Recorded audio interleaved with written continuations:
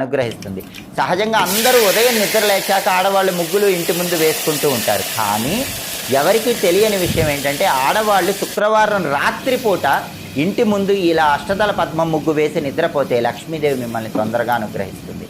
అలాగే ప్రతి పౌర్ణమికి లక్ష్మీదేవి భూలోక సంచారం చేయడానికి వస్తుంది. కాబట్టి పౌర్ణమి రోజు రాత్రి సమయంలో మీ ఇంటి ముందు ముగ్గుండేలాగా చూసుకోండి.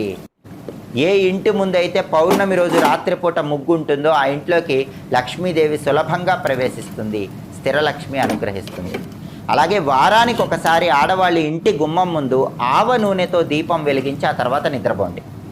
రాత్రి నిద్రపోయే ముందు గుమ్మం బయట ప్రమిదలో ఆవ నూనె పోసి దీపం పెట్టి ఆ తర్వాత నిద్రపోతే ఇంట్లో ఉన్న నెగిటివ్ ఎనర్జీ మొత్తం తొలగిపోతుంది, లక్ష్మీ కటాక్షం సంపూర్ణంగా కలుగుతుంది.